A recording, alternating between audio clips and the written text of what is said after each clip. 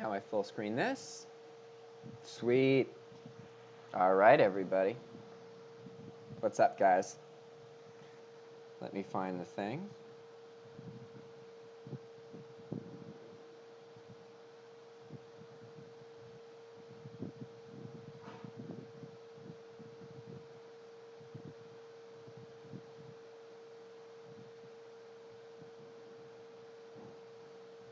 I will be able to see the chat this time, so let me load that now.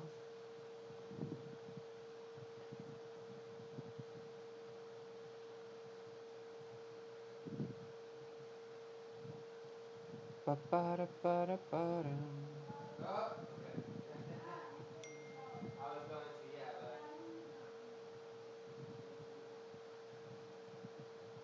Interesting. Why is my live stream not showing up? Is it working? Streaming. Yeah, okay. Should be working. But it's not showing up on my thing yet. Videos. Videos. Here we go. Nice. Okay. Hello, Oberdy. How you doing? Okay, I, for some reason, cannot change the title of the live stream. I've been having trouble doing that.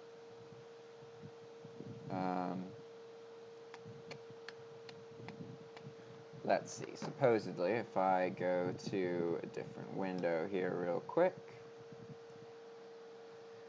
then I go to YouTube Live Dashboard. I go here.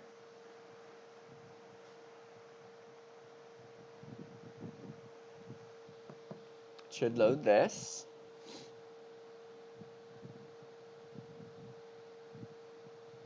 There we go. Now I can actually change it. Okay. Work smart, not hard. Live stream. I'll just make this a default title. Okay, that should be good. I think that's saved, so now the title will be different.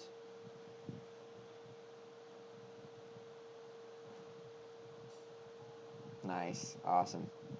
Tell me about yourself, Oderb. Let's see, oderb.com. I'm doing awesome. I'm about to go to Costa Rica. I leave tomorrow morning at like 5 in the morning. So then I'm going to be on a bus for a while, traveling with a close friend, so that's always cool. We're going to be in San Jose. I've gone there once before. It was nice. I liked it. It's always nice to change your environment. I think that's one of the healthiest things any of us can do, is change our scenery, because it kind of refreshes your mind, gets you out of whatever groove you're in normally, and into a more fresher, open perspective, right? Hey, broing. How you doing, man? I still haven't done the tip-top video. I will, at some point. I just haven't yet. I did go there. Maybe I'll take Lucas and Eric. They're the friends who are visiting right now. At the moment, guys, I don't have anything I have plans to talk about. I'm the only person here right now. Other people will join at some point. But until then, if you guys want to ask any specific questions or anything like this, feel free to. You are welcome to. I'm not expecting as much participation today, just because it's at an abnormal time. So normally, for those of you guys listening, this live stream is once a week on Saturday, and that was a change that was made recently. It used to be every Friday. Normally, it's at 11 a.m. on Saturday Eastern time. So for me, this ends up being around 9 in the morning. But I'm going traveling, so that's not happening. Let's see.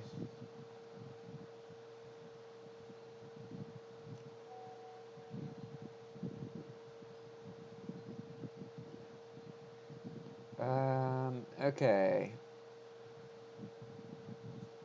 Broing Ortega says, how about on Discord? What do you mean on Discord? I'm confused. William Steele says, eBay only allows me to list 5 items. How can or when will eBay increase my selling limit? That's a really typical, like, introductory account selling limit. So sometimes actually accounts will say that you can post more, but eBay will impose a 5-item limit in certain categories. That happened to me when I first started. I didn't start dropshipping. I started selling Nintendo products, specifically Nintendo 64 games. And I convinced a bunch of my friends to give me money so I could buy a bunch of Nintendo 64 games and consoles. I bought like 8 consoles and I had like 70 games, okay? And I had done all this before putting any of them on eBay. And then I go to start selling them on eBay and I can only sell 5 per month. I was like, I have like 80 items to sell. What is up with that? But you just do it, and as you get some sales, you can get your account limit increased. It's really simple. You can actually sometimes even call without getting any sales and get your account limits increased, because 5 is a pretty intense limit, and a lot of reps will understand that. But you have to be trying to fill it. So basically what you should do is post 5 items. Really, they shouldn't be drop shipping items. They should be physical items, because you want to call eBay and ask directly for a limit increase. And if they see that you have drop shipped items, then maybe they won't be happy about that. Whereas if they see that you just have items posted from around your house, that is exactly what they want. It's their like main customer base. So that's going to work better if you are in a position where you can make it look like you're posting physical listings. Even if you're based overseas, it might be better to do it that way than to have dropshipping listings.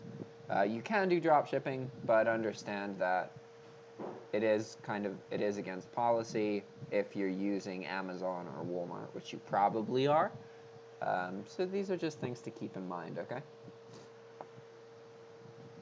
Yeah, I can up the volume. 1 second. Can I actually? I don't know if I can, because I'm using a different microphone because my cable's all messed up. I can try. Let's see. I can do a filter. Then I can add a filter. I can add gain.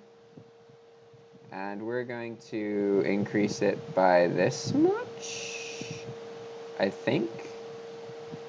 Close. Okay. Is that better? That might actually be too loud. Let me know. Can you hear me now, Roy? It's probably not just you, because I normally use this microphone, but my cable's all broken, so I have to use the computer's internal microphone, which isn't as good quality, and it's louder. Hey, Rita. How you doing? Okay, then Broing is asking if we can talk later on Discord.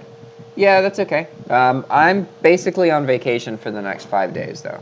So after I get back from that, maybe while I'm on vacation. Not sure. Okay, odorb.com says, what is odorb.com? That sounds a little bit familiar. He says, my eBay account has been closed. I need a new account. I'm lost because...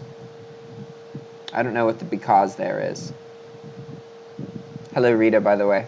I said it earlier, but now I'm saying it more. Okay, well, if you want to learn about eBay accounts, then there's 3 main things you have to understand. Well, okay, no. There's more than 3 things. First, you have to understand there are linked eBay accounts, and there are unlinked eBay accounts. Whoa! 2 different things, okay? A linked eBay account means that you have multiple eBay accounts, but eBay knows they're associated with each other. So maybe you make new accounts, one sells hats, one sells shoes, and one sells pet products. They're all linked accounts because they use the same information, okay? Unlinked accounts are accounts that are not associated with each other. So if an unlinked account gets banned, nothing happens to the other unlinked accounts.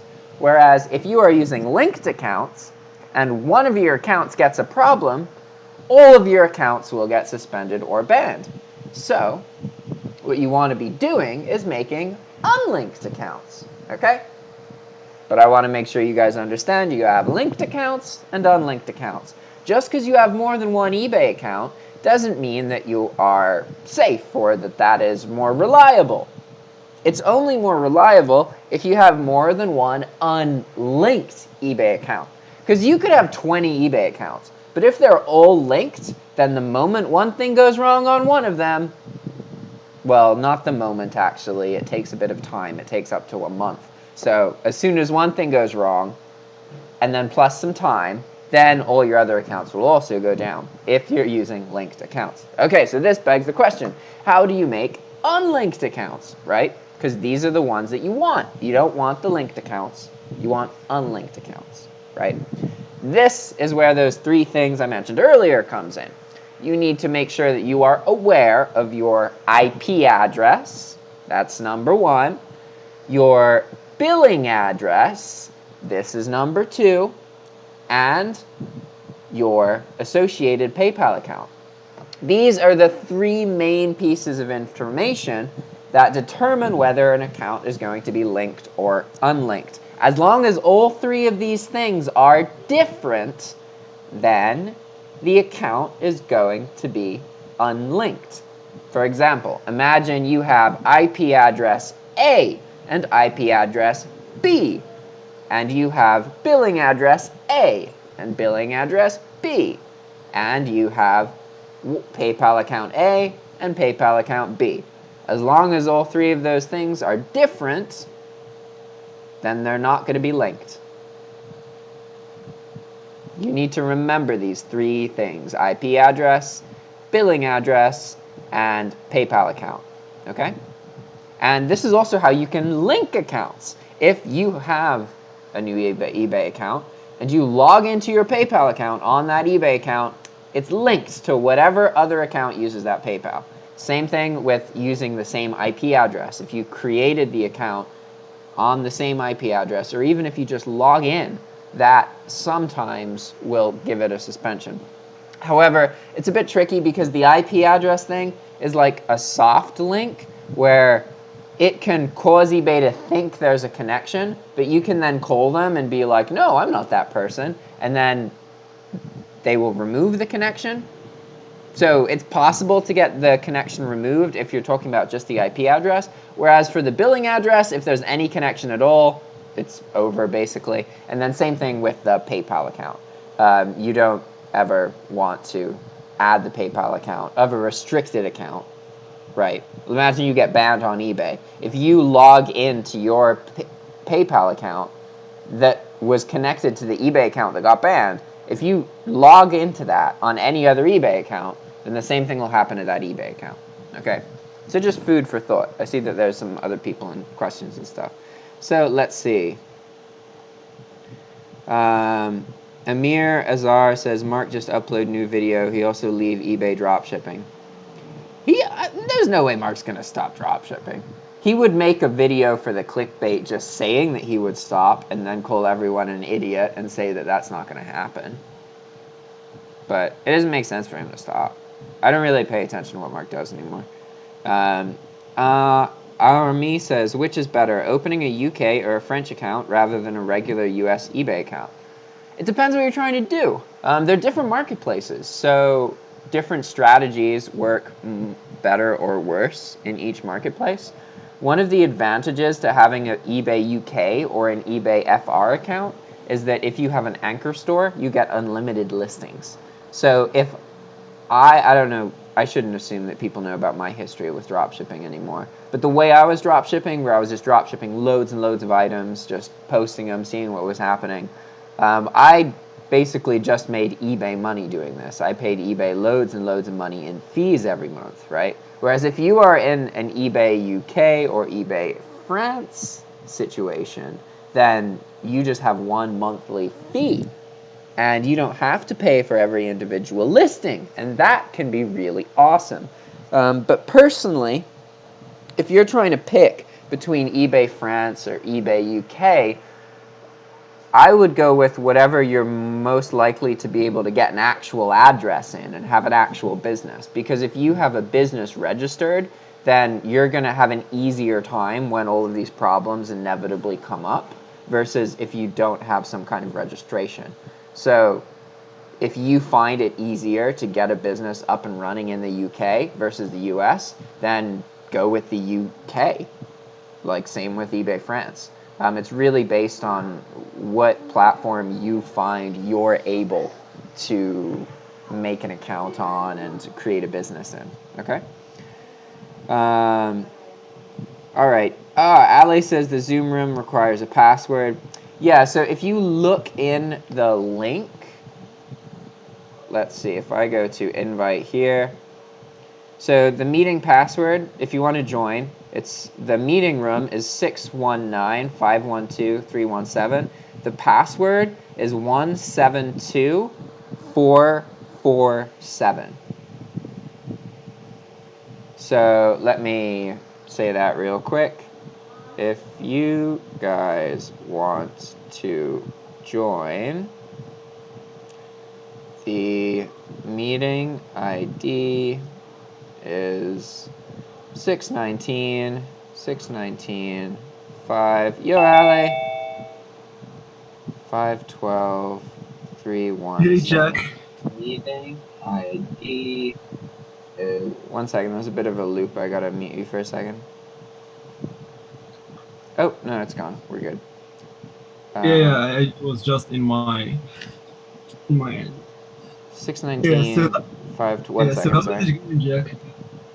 And then the password is, I'm writing a comment so other people can join if they want. 172447. Go. Nice. Awesome. Great. So how is it going, Jack? It is going awesome. It's so great to hear your voice, man. I've been kind of like, I haven't been working very much, to be honest. I've mostly just been playing Pokemon and hanging out with my friends. Does Eric and Lucas still there? Yeah, they're still here. Yeah, awesome. And Eric's going to be here for like 3 or 2.5 more weeks. And then he's already got plans to get a place to rent here. And like. Awesome. Yeah. Good to know that. That will be great. Nicaragua convinced him within 1 week. Yeah. Especially with the weather there right now. Yeah, it's actually been raining a little bit, but normally it's just sunny. Yeah, while it's cold on the rest of the world. Yeah, I forget it's winter is a thing. Sometimes I do these calls and the other people are in like coats and that kind of thing, and I'm like, oh man, must be freezing. Yep. Hey Rita. Hey Rita.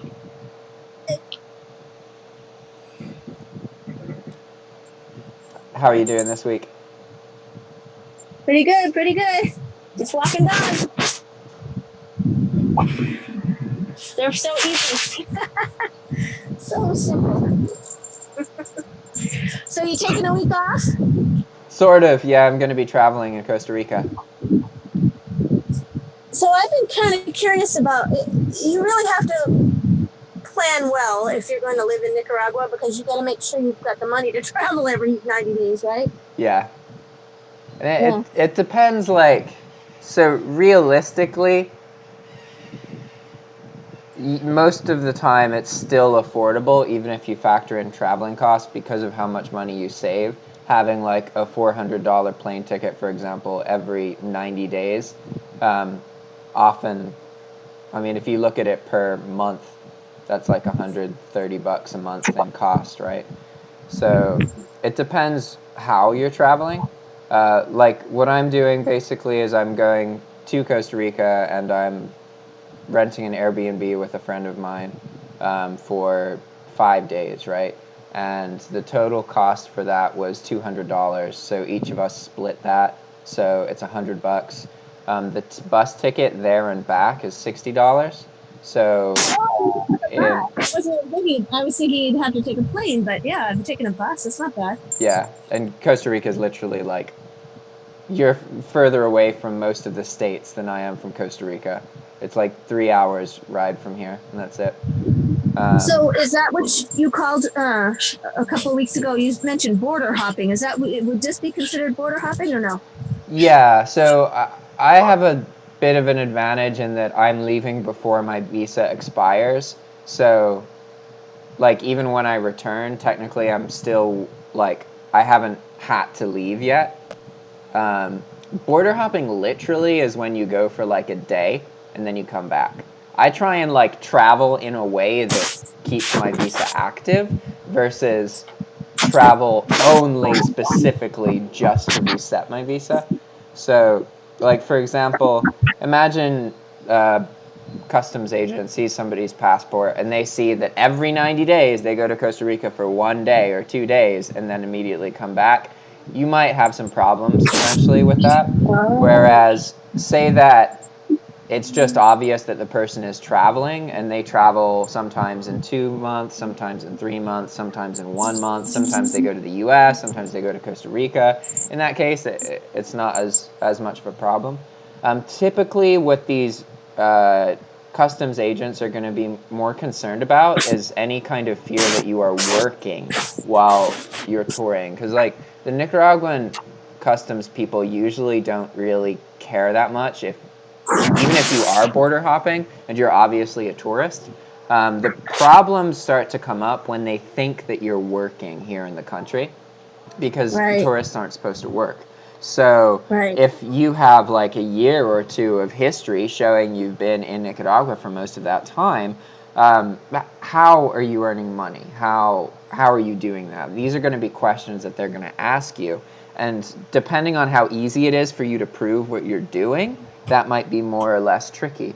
In my case, it's super easy because I have a YouTube account, so I can literally just show them. They see a YouTube profile, they see a big amount of subscribers in their head, and they see a face that matches my face. So there's been times where things have been a little bit formal, and then I communicate that, and the person looks it up, and then like they're not worried about how I'm working anymore because it seems obvious to them. So I have a little bit of an advantage in that.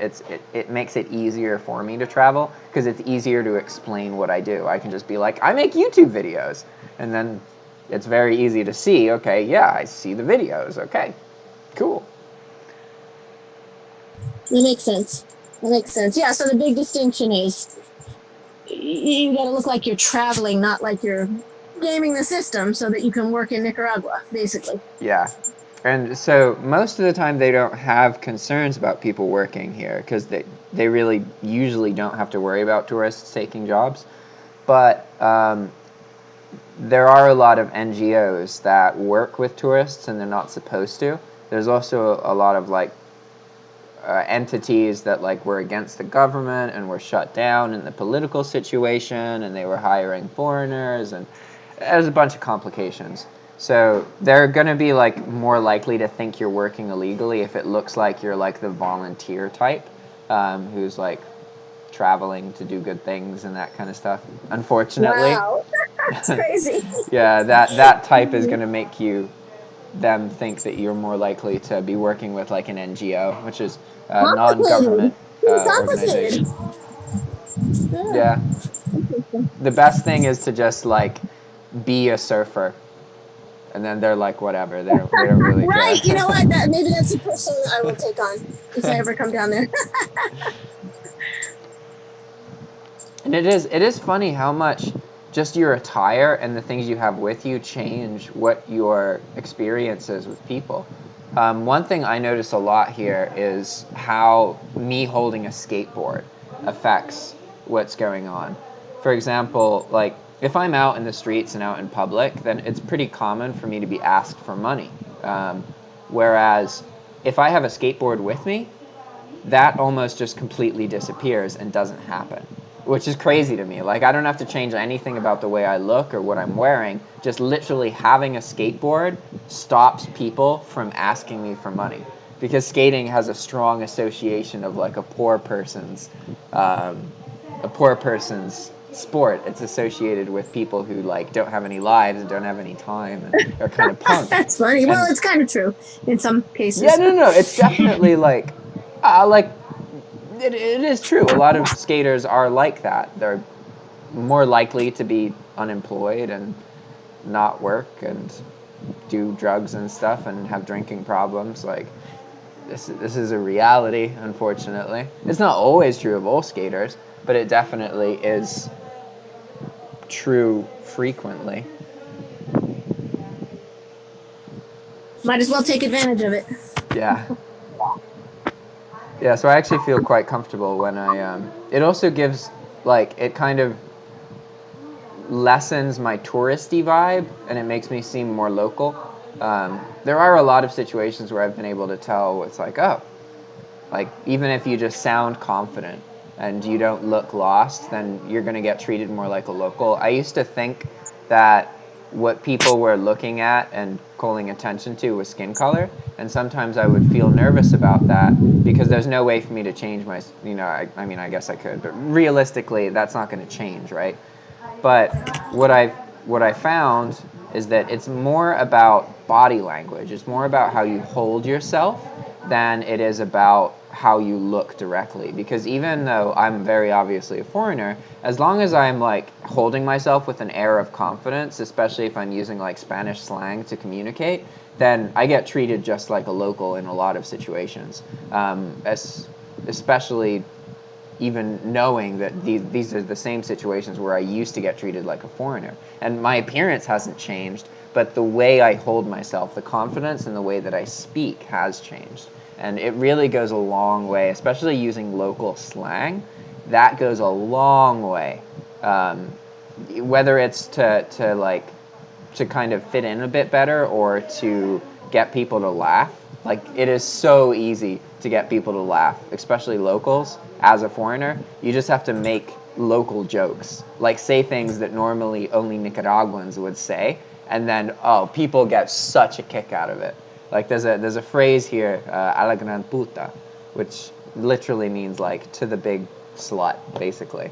And it's pretty vulgar phrase, but it is, you regularly hear this phrase in Nicaragua, like very regularly, to the point where if you're a foreigner and you say it in public, like even if you're in a kind of fancy situation, it's probably going to be overlooked that you just made a vulgar statement because of how common it is to hear that statement.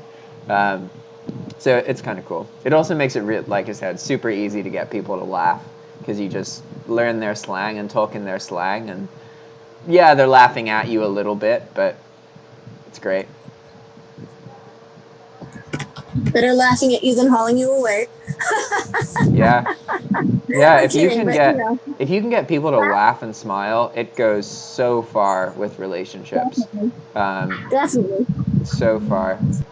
And especially here, there's a couple situations where I've like been part of interactions with police and that kind of thing, and it almost always starts by the police person doing like what I call like a probe, where they give you a bit of energy that maybe isn't very positive, and they see how you respond to that. And a lot of the police here are used to people really hating and getting mad at authority, and so they'll use this to like get people to fuck up and then get them in trouble, right? But if from the very beginning you just are only giving them like positivity and smiles and charisma, then it literally just immediately turns around. Like they make these kind of statements, but then you're like, hey, how's it going? What's up? And then it just flips like immediately. But if you don't do that in the very beginning and you're angry, then you don't get as good results all the time. So it's definitely in everyone's best interest to be really smiling and like kind of make jokes and to try and talk in the language. That's going to go a long way. Sometimes tourists will try and refrain from talking because they're scared of saying something wrong or offending somebody. But you're most likely, in Latin America at least, you're most likely to offend a Spanish speaker by not speaking Spanish, because they're going to think that that means you don't care about their culture and you don't value them. So they're going to feel hurt by that. It's way more likely that you're going to offend them by not trying to speak Spanish than they're going to get offended by you saying something wrong when you're actually trying to speak Spanish. If they can see that you're trying to speak Spanish and you're trying to get involved in the culture, that's going to go a long, long way. and they're going to be much more appreciative of things you say, even if you say something really rude or something really wrong or incorrect, or even if you make like a political statement. If you are trying to speak in Spanish, that's going to go a long way. So almost always it's better to try, even if you say something wrong, than it is to just say nothing at all. But Ale, I wanted to ask you how Yeah, have sure. things been going? What's been new with you? It's typically like, like every week, working hard to get things done. This week I'm going to try and work with you guys so we can figure out our tasks. Ah, okay.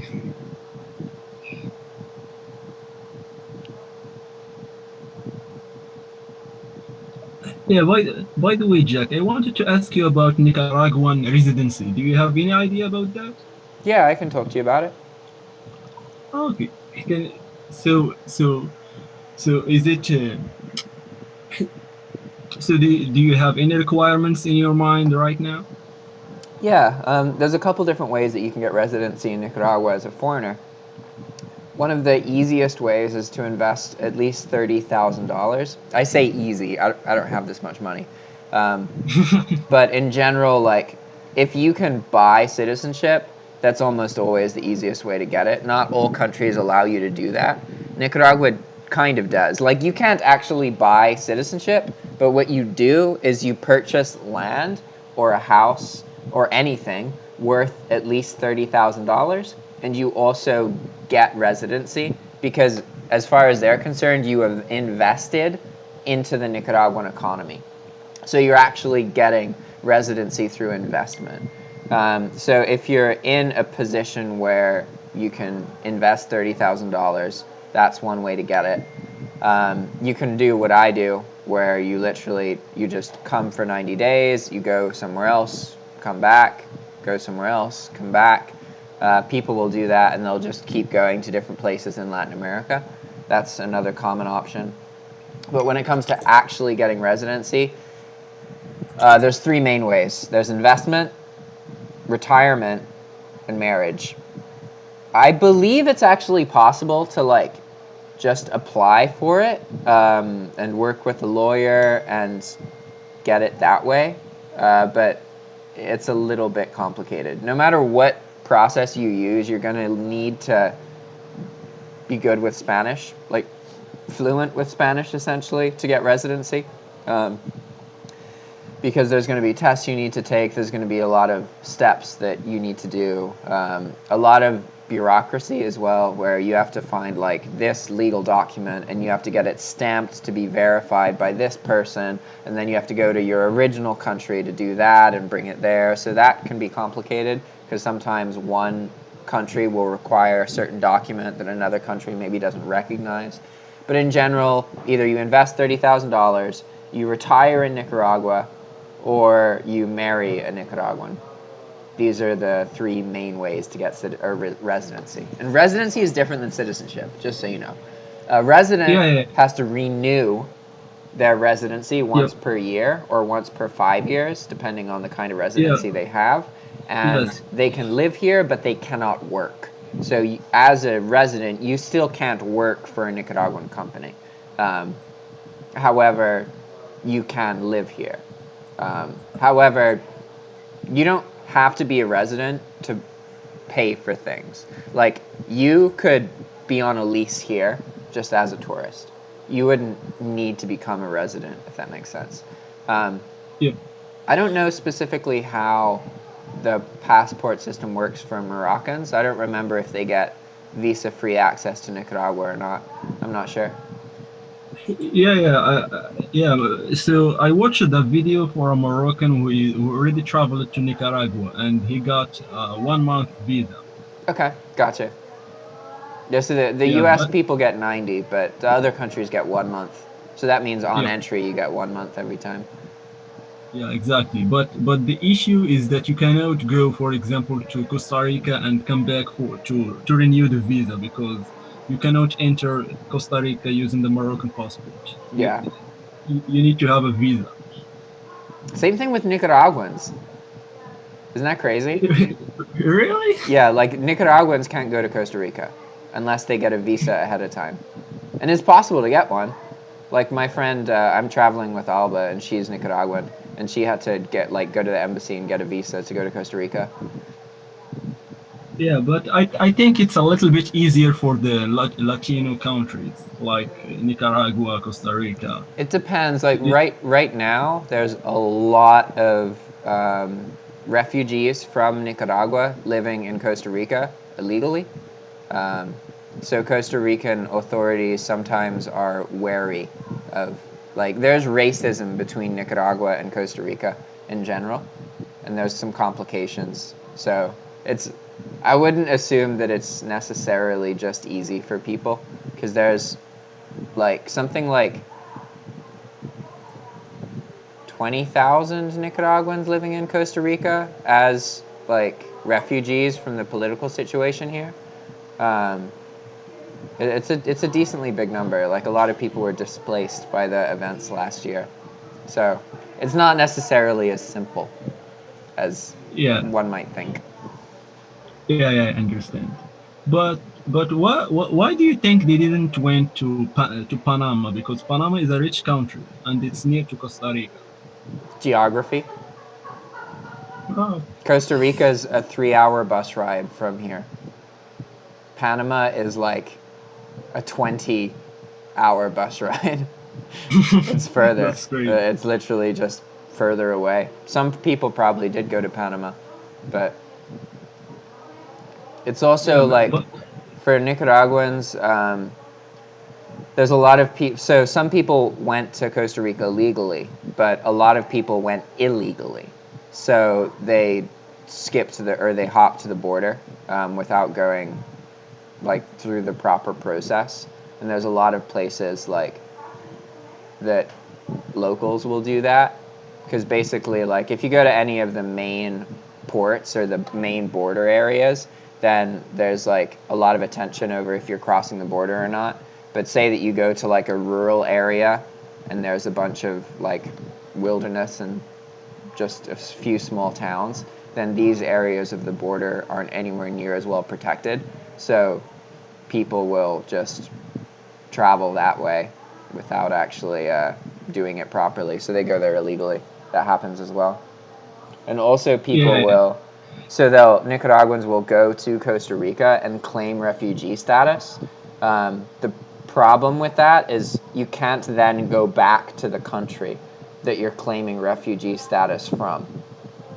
yep, So exactly. you have to stay in Costa Rica or go back illegally. So sometimes people will be in Costa Rica, they claim they're a refugee from the Nicaraguan situation, and then they will illegally go into Nicaragua to visit like their friends and stuff, and then illegally come out of Nicaragua and go back to Costa Rica, and then it's complicated. But there's a lot of Yeah, stuff like that. yeah. So I asked you because there is a Moroccan who have a YouTube channel, and he was living basically in Brazil, and he wanted to enter the states illegally, by crossing the borders.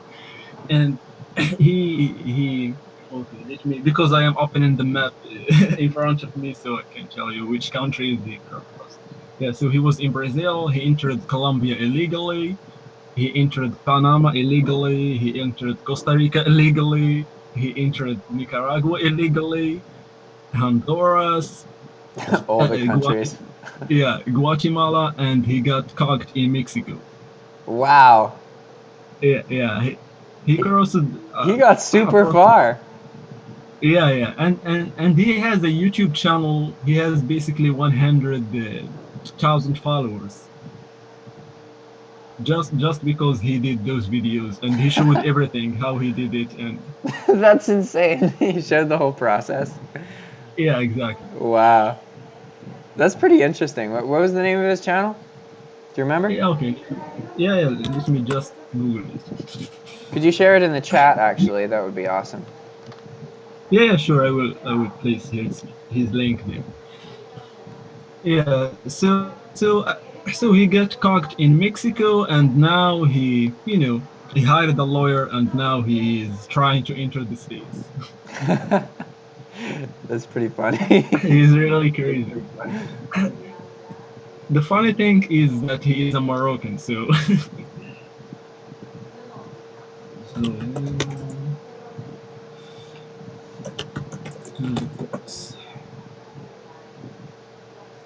and I remember that he said that Panama borders are the hardest thing to cross. Oh, really? Yeah. I don't know too much about Panama. Here in Morocco, we refer we refer Panama as a country where our political leaders put their money in Panama. When you steal money here from Morocco, they put it in Panama because if you have a bank account in Panama, no one can really, I mean, no one can ask for any details about your bank account, even if the government, So it's kind of if the Moroccan, like the Swiss banking system in that way. yep, yeah, exactly. It's like the Swiss banking system. Okay, let me find.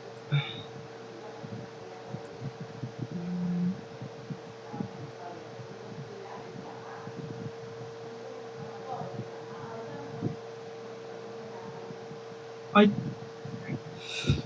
okay. I will post his YouTube channel on the chat, and I think you should really share the screen and to show people the videos. Yeah, sure. Well, I can share Just the a whole channel at channel. least.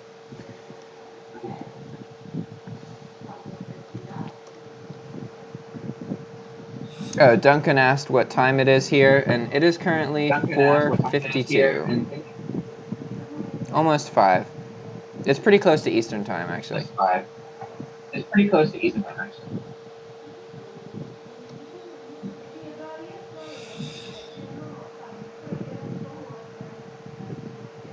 All right, Ali, I'm waiting for the link. Oh, okay.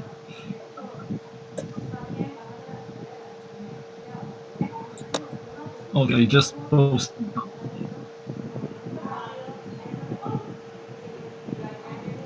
Did you? Oh, in the Zoom chat? 1 second. Nope, in YouTube. My YouTube chat's always delayed. Okay, I will post it in Zoom. Nice, Okay, you just thank you. send. Yeah, I can see it now.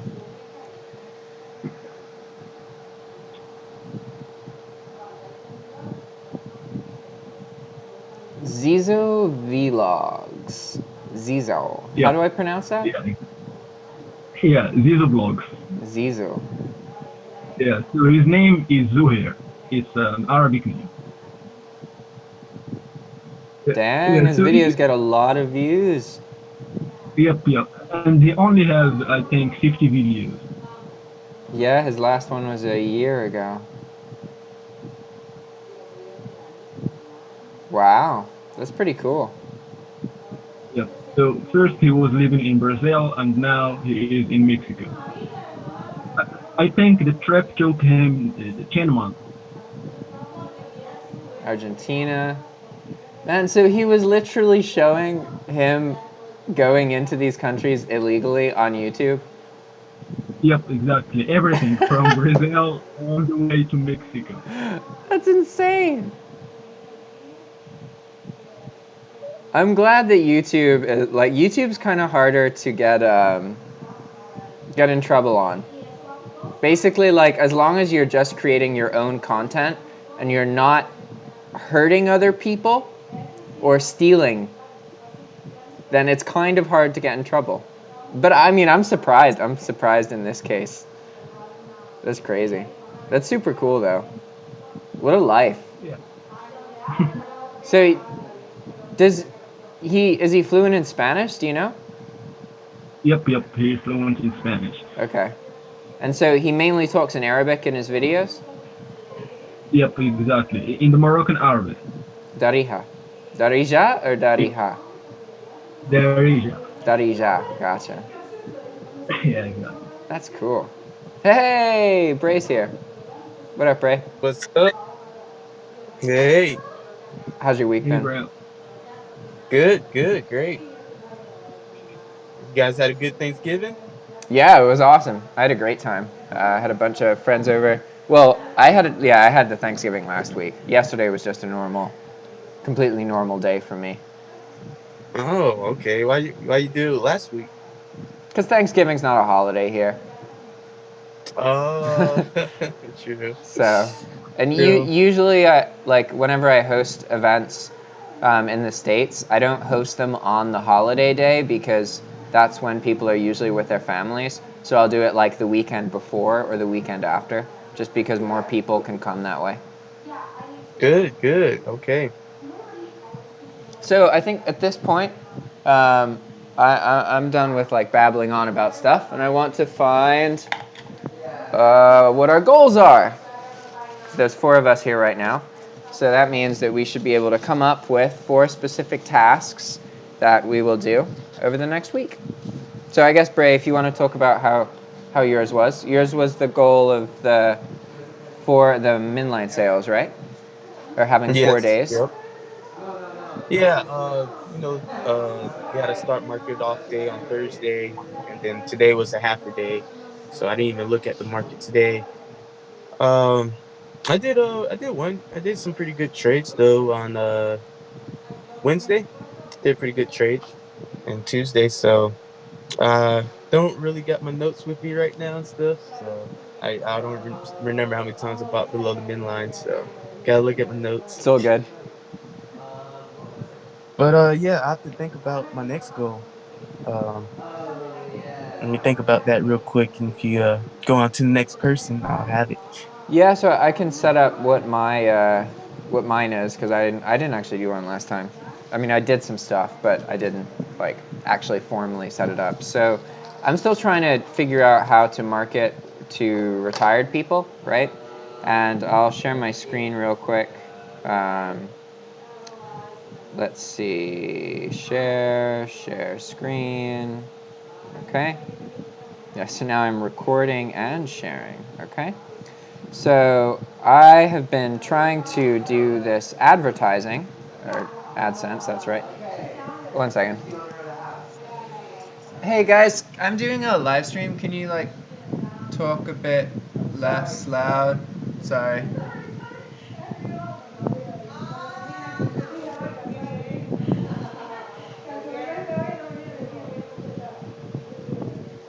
Sorry if there's a lot of background noise, guys.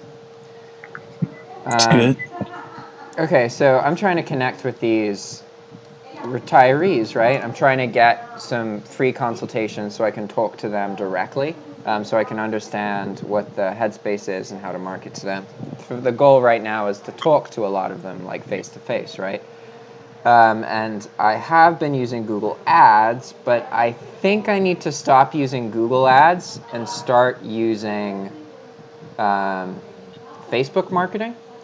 So what I'm doing right now, I have this ad right here, which is the retirement consultation. I'm only spending like a dollar a day at the moment.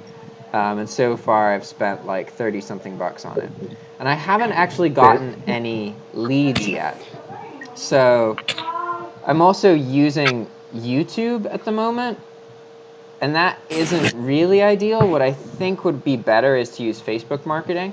Um, but I have to try and figure out, like, do I want to push YouTube more or Facebook?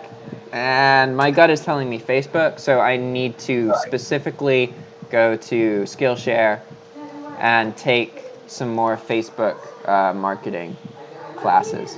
So that's going to be what my kind of goal is, if that makes sense. Specifically to Okay. take I like it. three Facebook marketing courses on Skillshare. I'm going to have a lot of time to just watch stuff because I'm going to be like in buses and traveling for the next 4 or 5 days. So So you like watching courses more on Skillshare than Udemy? oh I yeah, know because you can hell watch yeah, more courses. yeah. You can get all the Okay. courses you want on Skillshare, and like I stopped using Skillshare because I got banned, but then I just made a new account. I just made a new account and it didn't matter. So now I still use Skillshare because I realized that they can't stop me from using their platform, apparently. I just used the same Okay. information and my account didn't get banned. So I have no idea what their system is to prevent people from doing what I'm doing. It's a strange twist of fate, though, because originally they at one point had a problem with the video I did because they said that it might encourage people to game the system and just use Skillshare for free. And then I was like, oh, that makes sense, and I took it down, did that thing, and then I got banned, and now I am literally doing exactly what they were worried about, because I'm just using the information I have to just use Skillshare for free, and I don't know. I actually no, I paid for it. I just got a $15 a month charge, but I had all those Skillshare videos, right? I just Yeah. flipped the referral link on all those videos to a different referral link, and so now I'm getting like referral bonuses for 3 months of Skillshare and stuff.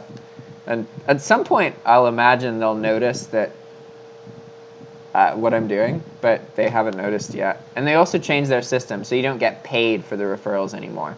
They just give you free Skillshare. So we'll see. But Oh, yeah, when did they change that? a couple months ago, I want to say like 5 or 6 months ago. It was like right after I got banned. But yeah, I prefer using Skillshare over like YouTube or something, just because there's more.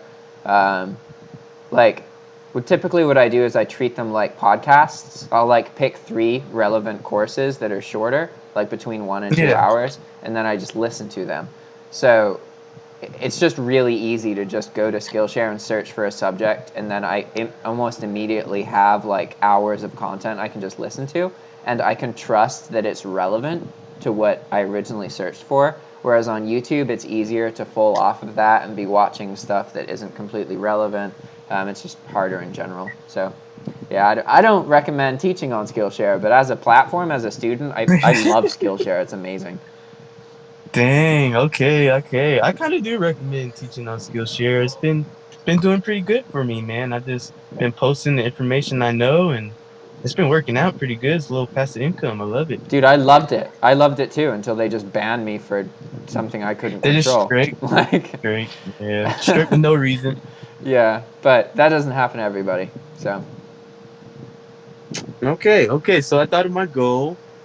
I'm currently helping somebody expand their business, and I'm trying to get them appointments so they can talk to people and get them informed about their business. okay. So, and all I got to do is send them a Calendly link, and they click on it and they sign up to it. So, if I can Yep. get 2 people to sign up on that by next week, that'd be cool. Okay. So, Bray's thing, Jack's thing, Bray's thing, and then Ale and Rita. Okay. So, yours is to get 2 Calendly signups. And this is for Yeah, a client or for you? it's for a client, for Okay. somebody else. Get Yep. a client to Calendly signups. How are you doing that, Bray? Are you doing it on Facebook or just word of mouth, or how are you LinkedIn. getting this? Oh, on LinkedIn. LinkedIn Cool. Okay. is active. LinkedIn is popping. All right. Yeah. So he has a, lead generation business. Pretty much he takes like Mailchimp, integrates it into a software, and you can do a drip campaign automatically, and it goes and scans LinkedIn, Facebook, uh, all those type of websites, and scans companies for the type of other company you're looking for. So, say if you're like a printing company looking to do designs for companies, you can search in the criteria what type of companies you're trying to target, and it'll automatically get all these emails and phone numbers and names of people who are associated with the type of companies you're looking for. It's pretty cool. That sounds So useful. he gets so kind of like warm leads, and then you try to convert them by Well, no, whatever no, target spend. that's what his business does. His business gets warm leads for other businesses, and I'm just trying to get copywriters to push his software, because they're already getting approached by companies that want their copyright work, and then a copywriter only gets paid once, if the copyright's good. So now they could add this extra on, like, hey, I can get you leads also by doing what it's called lead engines, and get a little lead generation. That's super Wow. cool. That's cool. It's crazy. It's crazy. Email marketing, you're like, oh, okay. Yeah, email marketing's like the most important thing of anything, like brand building, having like generating email lists.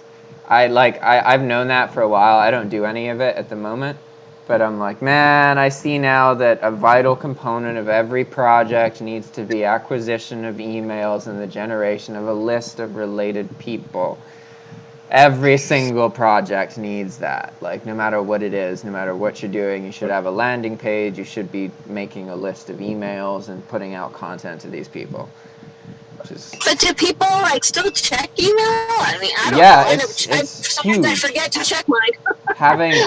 having an email list of related customers that you can market a product to is one of the easiest ways to make money.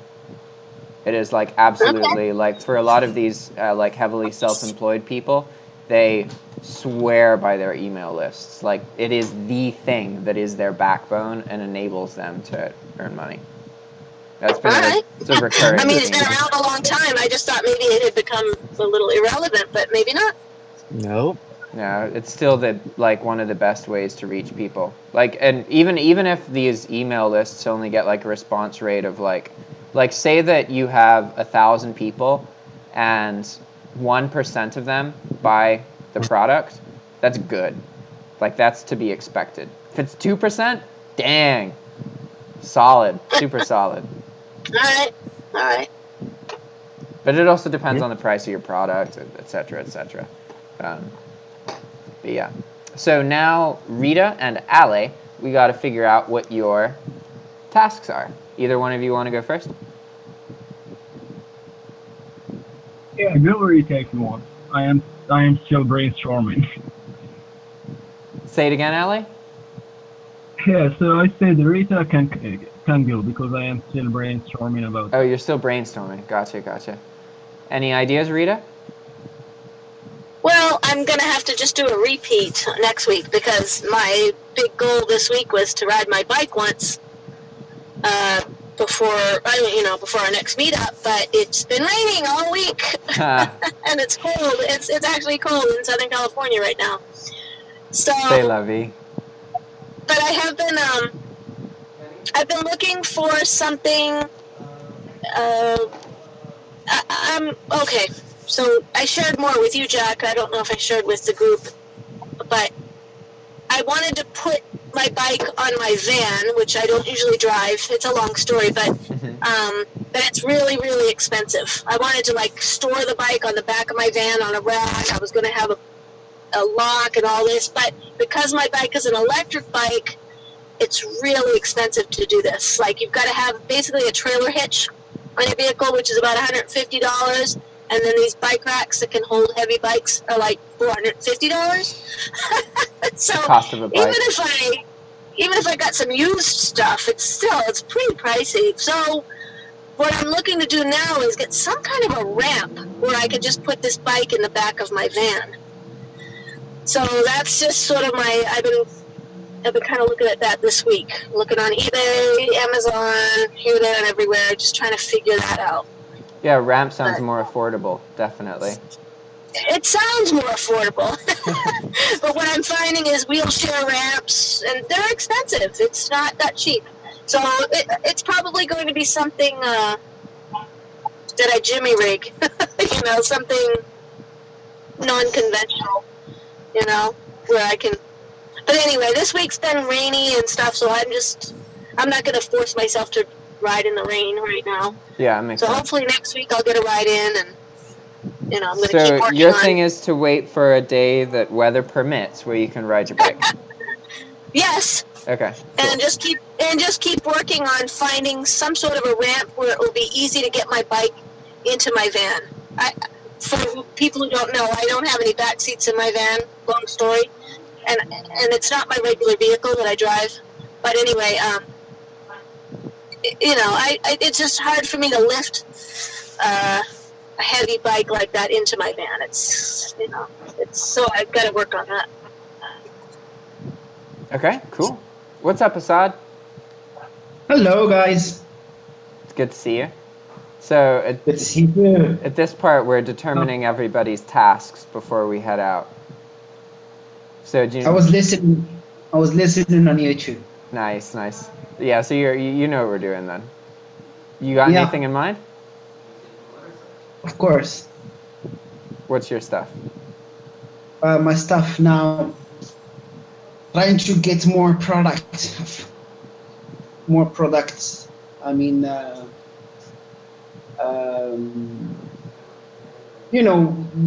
you're sourcing a new product, you're trying to get new product that's has very good margin. Yeah.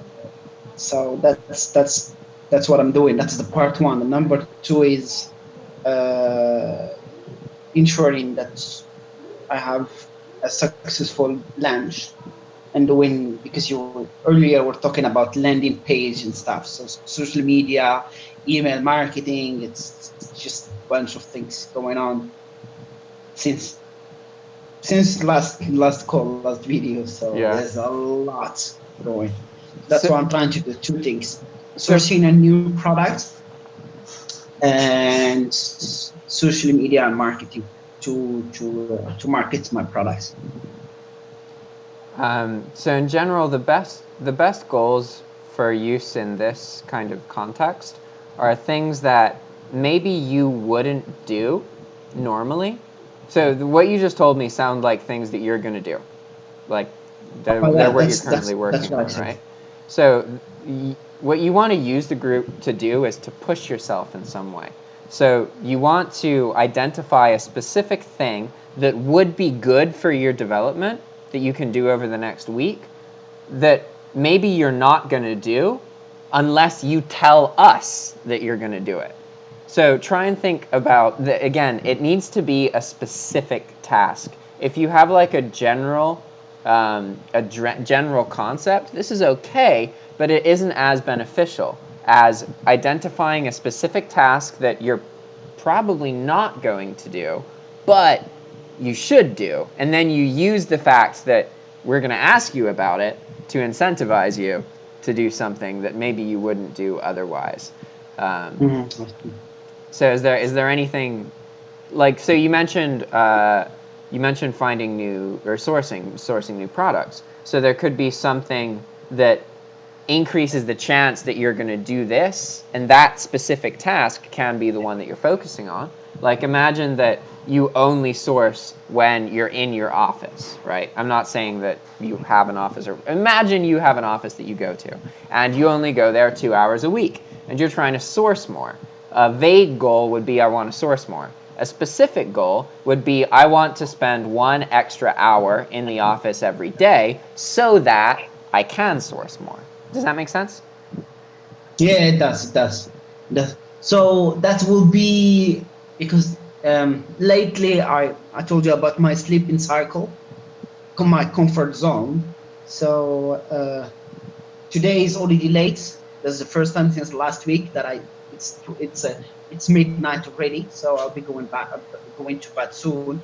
So I'll try to wake up 7 o'clock in the morning so I can have more hours to work, because I don't really wake up early. So I wake up like 10, 11, maybe noon that I wake up. So that's very bad habit. So something that would cause you to go to bed earlier would be a good, because generally, like, it's nice to think that we can just wake up earlier, but typically that doesn't last. It's going to bed earlier that causes the actual waking up earlier, right? So normally that's what you want to focus on, is how can you go to bed earlier so that you can wake up earlier. Unless you have a lot of self-control, and most people are not self-controlled when they first wake up. Yeah, no, but for me, last week I did sleep, to change to get out of my comfort zone. which I used to sleep at 6 o'clock in the morning, maybe 8, maybe 10 o'clock in the morning. So I've been trying to sleep early as much as I can, and then I succeed, which now I can sleep before 12 o'clock. 9 o'clock, 10 o'clock, 11 o'clock. For me, it's perfect. So sleeping early, it's okay, but waking up in the morning, that is where It's which comes when challenging. it's tricky. But sleeping early is fine. Waking up early, that's where it comes. So That's what where what it's. do you usually struggle with regarding waking up early? Like, Yes, I cannot wait. Seriously, can like you? the bed is pulling me. Yeah. No, trust me. I completely understand. There's so many Yeah, times where I can just fucking stay in bed. Like, why get up? You know, especially when you wake up yeah. and the fan's blowing and the temperature's nice and the bed's comfortable. Oh man, it's tricky. But so imagine days where you do, because I'm sure that there are days where you did wake up early and you did something, right? Maybe it's not common, but that has happened, right? Yeah. So what was going on those days? Like, if you think about the days where it was easier to wake up, what were those days like? It's honestly, it's all about the mindset. Like in here in my brain, because when I say to myself, I have a task, and that task is really motivating. Like I'm meeting someone, or I'm doing something really I wanted Exciting. to do. So that's where when I said to myself, I'm gonna wake up at 7 o'clock in the morning. Trust me, I wake up 15 minutes before that. So I'm Yeah. full energy and just awake. And I was like, okay, let's do it. Let's start. But sometimes when it's just a normal routine, I wake up at 7. I was like, okay, snooze button, goes back again, Yeah. snooze button, turn it off, sleep as much as you guys. Like, okay, it's fine. I don't need to wake up. It's I okay. completely understand. Blankets. So when I wake up early, I remember there are days when I wake up early, it's just when I have something really motivating. So what I'm supposed to do is to find something really motivating in order for me to wake up in the morning I every have day. the same struggle. Like, when I'm excited about something or traveling, I don't even need an alarm. I'll just wake up. Like, that's just how it is. But I often have this struggle in that I can feel very motivated about something, like now, maybe right now, or tonight, but then I can think about the same thing when I wake up and I don't care about it. Like, that's probably realistically the biggest problem in my life, is how different I feel about something. So I can think it's an opportunity right now, but then tomorrow morning I think about the same thing and I don't I don't care about it, right? And so I deal with this by knowing that about myself, and when I wake up, I don't let myself, or I try my best to not even think about what I'm doing to like move my life forward or any of these more advanced concepts. I just do basic, simple things. Like, I'll wake up and I'll do laundry, or I'll go outside, or I'll skate for a little bit, or I'll do dishes, or I'll clean something. But that's just because I know myself and I know that I won't be excited when I wake up most of the time. It's great to think, like, I want to have a life where I'm constantly really excited about what I'm doing.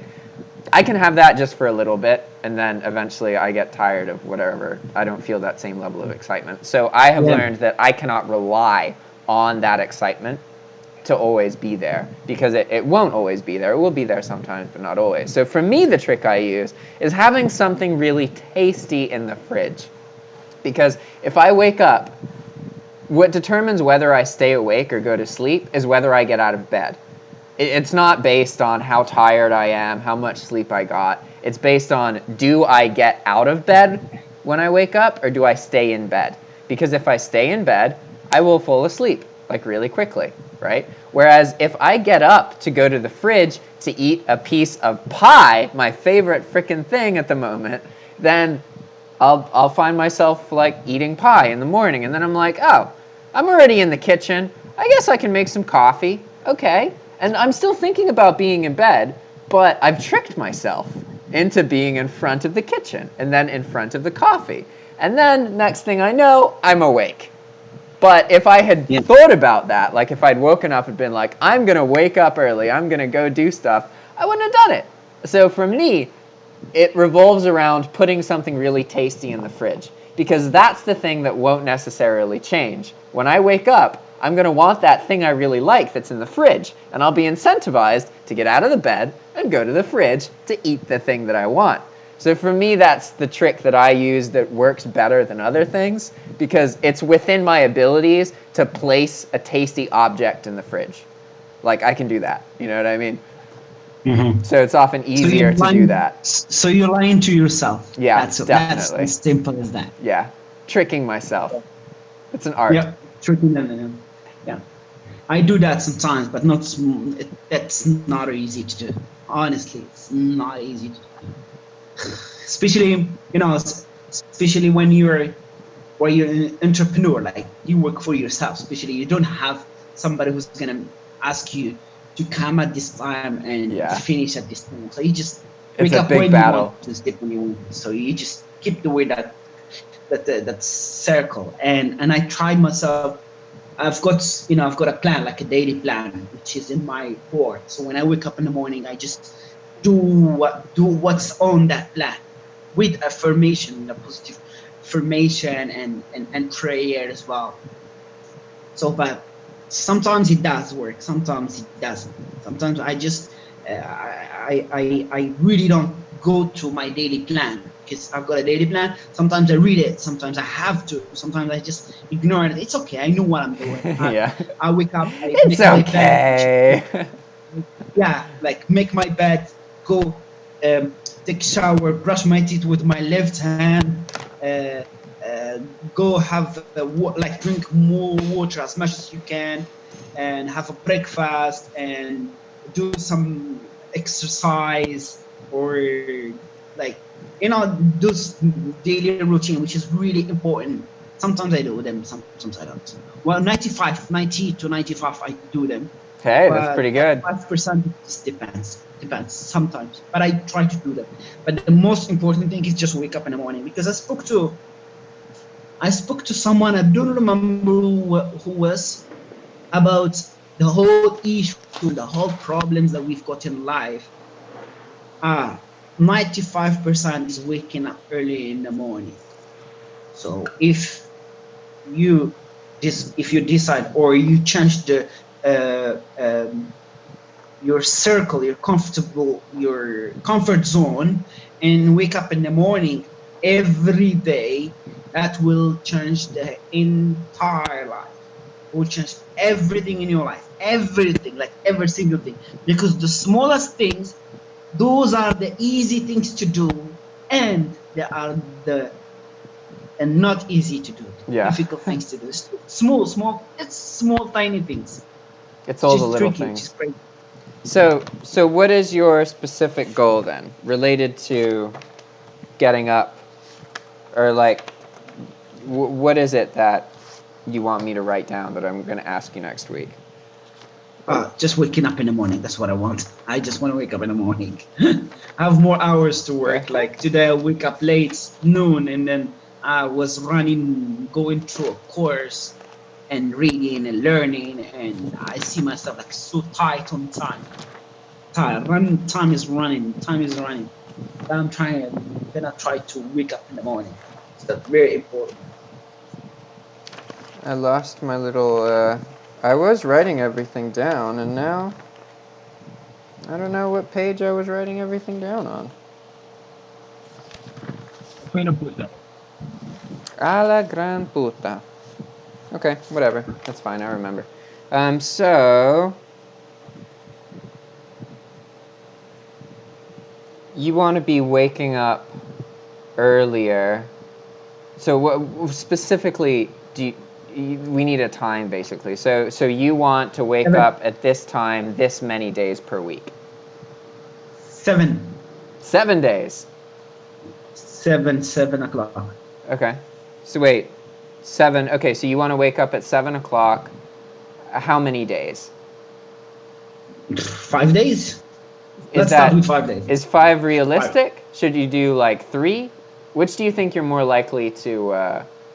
Because it's important to set goals that, one, are pushing you a little bit, but not too much. You don't want to set unrealistic goals, because if you don't meet your goal, then you're not going to feel like you gained momentum. So it's better to pick a goal that is kind of maybe more simple, like you think, oh, of course I can do that. Maybe you start with this, because then if you do it, then it's like, okay, yeah, I did it 3 days. Now I'm pretty sure I can do it 5, you know? I don't know you though. Like, I know in my case, if I was you, I would like to be able to commit to waking up early every single day of the week, but maybe that's something that I would need to grow to get towards, not to just be able to do straight away. So what do you think? Okay, so let's do something. So 2, 4, 7 days. So now here I've got 7 days like this. Okay. 7. Just this one. Let's cross it out. Just a very simple thing. Yeah. Stupid. So 7 days. So what I'm gonna do is, out of 7, I'm gonna try to have more 50%, like over 50%. Then I succeed. Okay, so you need to wake up at 7 at least 4 days out of the 7. Yep. Okay, cool.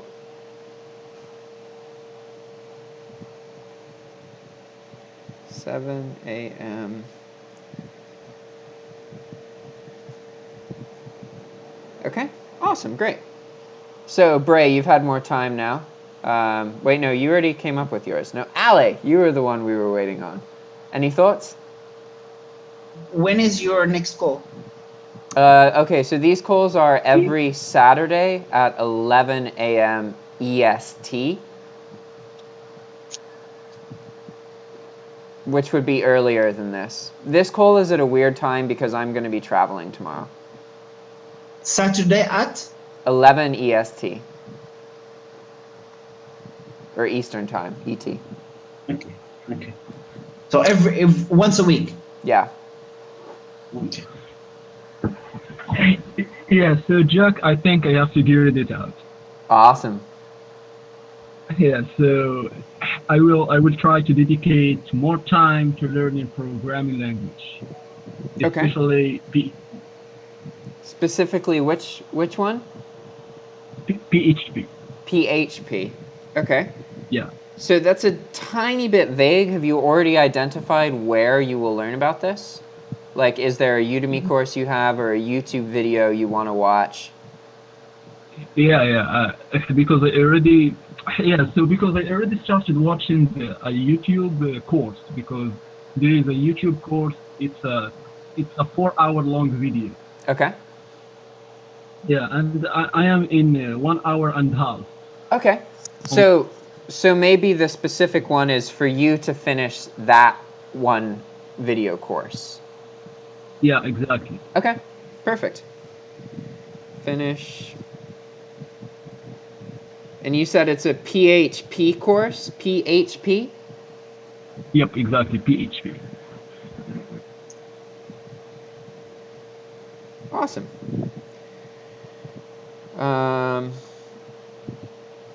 Okay, so Braze, we got everybody except Rita, and she left already. Wait, no, we got hers. Yeah, hers. Okay, nice.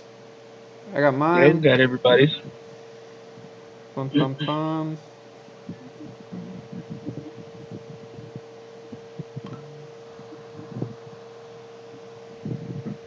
3 marketing. Hopefully, put that. 2. Okay, so now that we've all determined ours, I'm going to ask everyone again just to make sure, because basically we should be able to all very confidently, very quickly say exactly what it is that we're going to work on, right? I've noticed that there's some patterns the weeks that I fail to do things versus the weeks that I am able to do things, and the pattern is that if I give a vague general goal, I don't do it. If I give a very specific thing and I know exactly what this is, I do it. So that's why I usually emphasize on specific tasks instead of general goals of improvement, right? So we can start with Bray. What is your task for next week? I plan on getting 2 appointments by next week. for the client using Calendly, right? For the client using Cal, yep. Make it Nice, nice. specific. Sorry. Okay.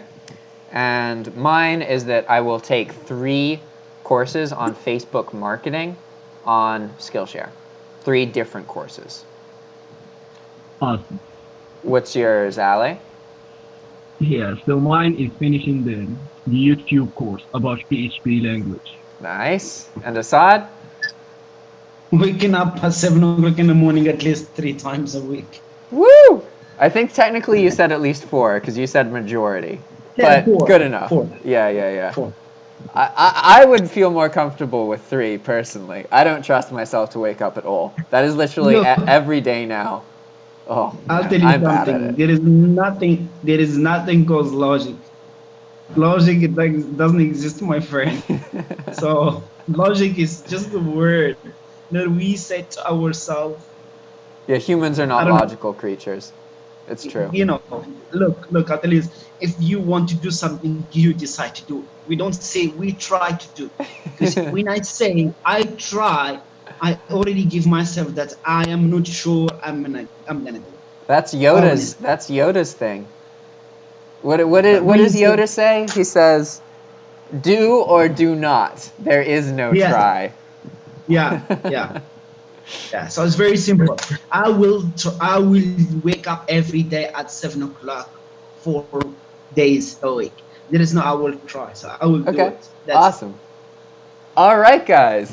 This is solid. I feel good about this. I feel like this is more structured than normal, or at least the second half is. There we go. There we go. All right, everyone. I'm going to head out. It was great talking. I guess actually before I leave, I have a responsibility to look at the live chat and see if there's any questions.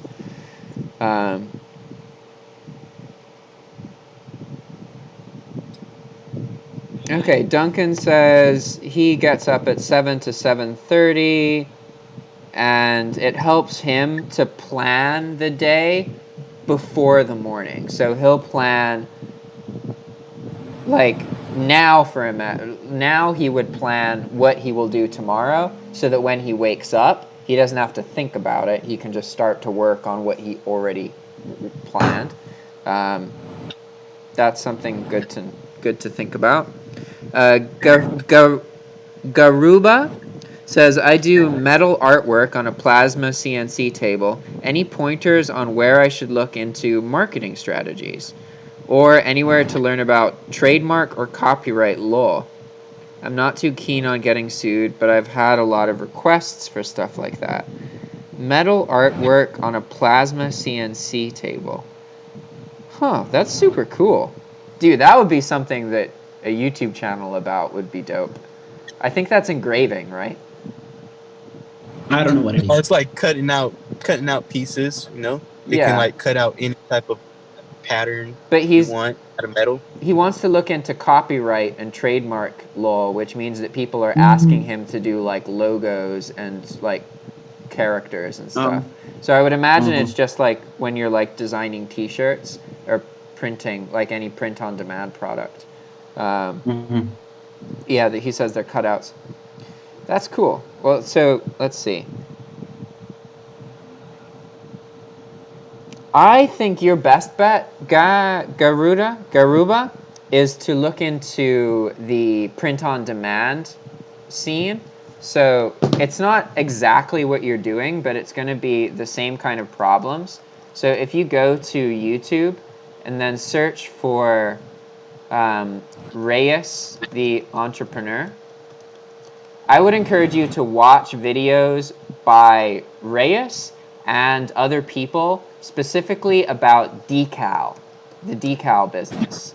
Because the way decals work is like you have plastic and you have a machine that cuts it, and then you can put those logos on people's cars. So people are always asking for like exactly what you're talking about, like Batman logos or characters from movies, all this kind of stuff. So I think you're going to find most of the answers to what your business problem is if you look at this decal business, because I think you're basically doing decals except with metal instead of plastic. So there should be a lot of similar problems if you just do research in this specific category. So that would be my best advice for you. Anything else? No, that's pretty much everything. Awesome, guys. All right, everyone. I'm going to head out now. Sure. All right, man. Take care. Thank you. You guys as See you well. next week. See you next week. Jack. Ciao. See ya. Bye bye.